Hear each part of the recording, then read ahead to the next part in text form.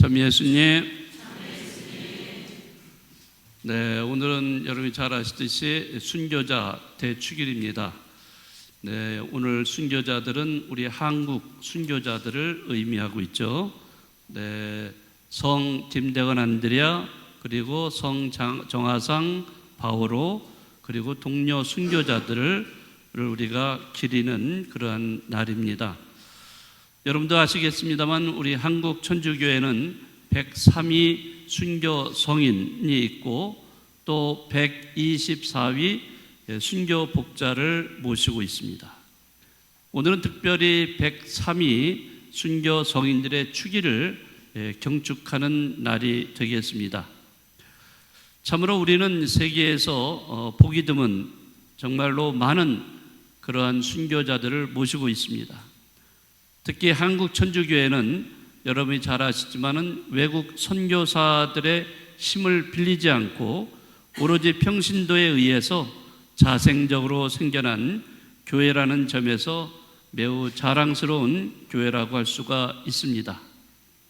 1784년 그 당시에 최초로 세례를 받으신 분이 계세요. 누구시죠? 네, 이승훈 베드로이죠. 네, 이승훈 베드로는 그 중국의 북경으로 가서 거기에서 세례를 받게 됩니다. 그리고 베드로라는 본명을 받게 되죠. 자, 이것은 이승훈이가 자발적으로 간 것이 아니라 그 이벽이라는 분이 권유를 해서 가서 세례를 받아가지고 와라 라는 권유를 받고 비롯된 것입니다. 여기 나온 이벽은 이미 서학에 관한 많은 책을 읽었고 주위의 젊은 학자들, 다시 말하자면 그 당시에 조선 후기의 실학자들을 말합니다. 이런 실학자들은 그 당시에 기존의 그러한 세력이었던 그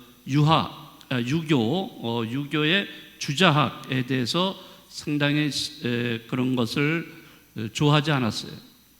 그리고 새로운 문명, 중국에서 이렇게 들어오는 이런 서양의 새로운 문명, 또 새로운 사상들, 이러한 것을 심취한 그런 사람들이었습니다.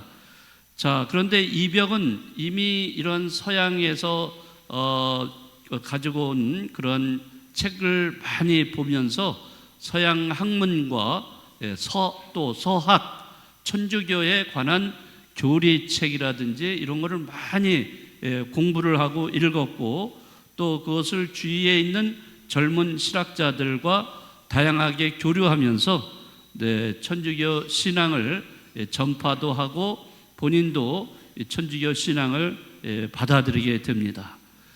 자, 우선 여러분들에게 아주 간단하게 그 이벽, 광암 이벽에 대해서 간단한 영상을 좀 보여드리도록 하겠습니다. 잘 보시기 바랍니다.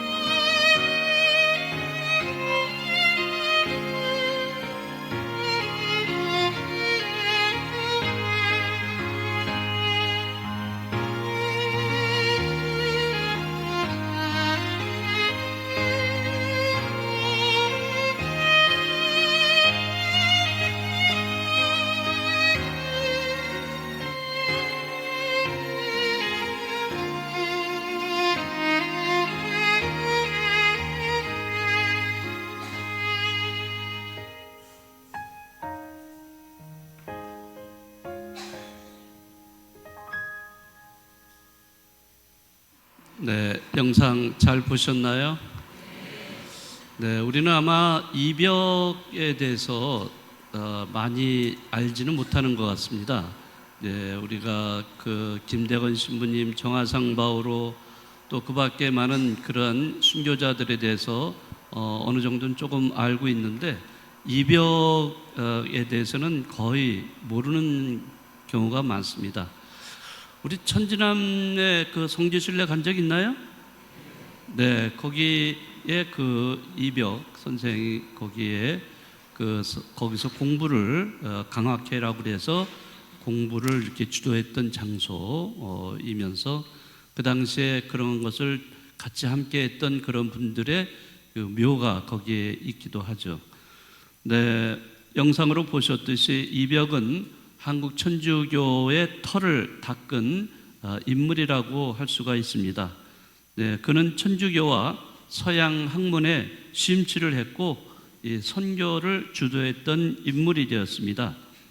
1779년, 그러니까 이승훈이 북경으로 가서 세례를 받기 전 7년 전에 이벽은 경기도 광주의 천지남과 주어사를 중심으로 천주교를 열심히 전파를 했습니다. 특별히 조선 후기 실학자 중에 아주 유명했던 분이 정약용이잖아요. 이 정약용의 이야기를 빼놓을 수가 없습니다. 여기도 잠깐 처음에 시작에 나왔지만은 1784년 정약용은 그 당시에 23살이었다고 하는데 자기 고향에 친척의 아는 분이 돌아가셔서 거기에 문상을 하러 내려갔는데 그 고향 땅에서 그 자기보다 8살이 많은 친구라고 하는 그 이벽을 거기서 만나게 됩니다. 그리고 이제 상을 다 끝내고 나서 이제 배를 타고 다시 서울로 돌아오는데 여기에서 그 이벽이 그 배 안에 있는 사람들에게 정말로 놀라운 그러한 이야기, 기막힌 이야기를 하게 됩니다.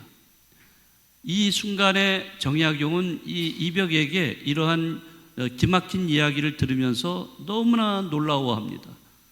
자기가 그동안 가지고 있던 사상이 우물한 개구리라는 것을 깨닫게 되고 그래서 서양의 그러한 문명이라든지 또는 여러 가지 그런 기물들 이러한 것들에 대해서 많이 듣게 돼요. 특히 천주교 교리를 이제 듣게 되고 또 천주교 서적 또 서양 근대 천문학이라든지 수학 등 여러 가지 서적과 기물들을 얻어서 보게 됩니다.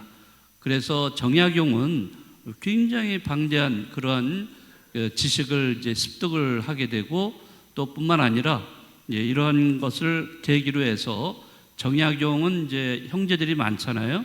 그 형제들이 대부분이 또 함께 같이 하고 그러면서 몇몇 유명한 그 실학자들과 함께 세례를 받게 됩니다. 그래서 이벽이 서울의 수표교, 지금으로 말하자면 청계천에 집을 가지고 있었는데 그 집에서 이승훈을 통해서 이승훈이 이제 북경에 가서 세례를 받고 돌아왔으니까 그 이승훈을 통해서 이벽부터 해가지고 권일신이라든지 또는 그 밖에 정약용의 그 형제들이 다 세례를 받게 됩니다. 그리고 난 다음에 그 수표 교회에서 집회가 시작이 되면서 공동체 활동이 이루어져요. 자, 그런데 그러다 보니까 이 신자들이 조금씩 이제 늘어나기 시작하는 거예요. 그러니까 수표교회에 있는 집이 너무 작으니까 이 장소를 다른 곳으로 옮깁니다. 그 옮긴 장소가 바로 명례방이라고 하는 곳이에요. 명례방은 지금의 명동성당 자리입니다. 거기에서 모여가지고 이 신자들이 함께 그 미사를 봉헌하고 또 여러 가지 활동을 하게 됩니다. 그런데 이제 명례방으로 옮긴 그 집은 누구의 집이냐면 당시의 역관이었던 김범우라는 사람의 집이었습니다. 네, 그런데 거기서 얼마 안 있어서 그러한 집회에 대해서 소문이 나가지고 결국에는 잡히죠. 잡혀서 그런 어떤 어떤 박해를 이제 받게 되는 계기가 됩니다. 1984년 우리 한국 천주교회 200주년을 기념하기 위해서 그 교황 요한 바오로 2세가 우리나라를 방문했죠. 그리고 여의도에서 그 103위 순교자를 성인으로 추대하는 그런 시성식을 갖게 됩니다. 그러니까 200주년이라고 하는 것은 뭐를 기준으로 하는 거냐면 바로 서울 수표교 그 집회를 우리 한국 천주교의 시작으로 보는 것입니다. 자, 그런데 또 어떤 분들은 1779년 이벽이 바로 그 신학자들을 모아서 교리를 가르치고 이렇게 신앙생활을 했다는 것에서 천주교, 한국 천주교의 시작이라고 이렇게 주장하는 이런 경우도 있습니다. 네. 아무튼 세계 교회 역사를 돌아보아도 우리 한국 천주교회처럼 자생적인 이러한 교회는 찾아볼 수가 없습니다. 네, 그런 면에서 우리 후손인 우리들은 상당히 자부심을 가질 수가 있습니다.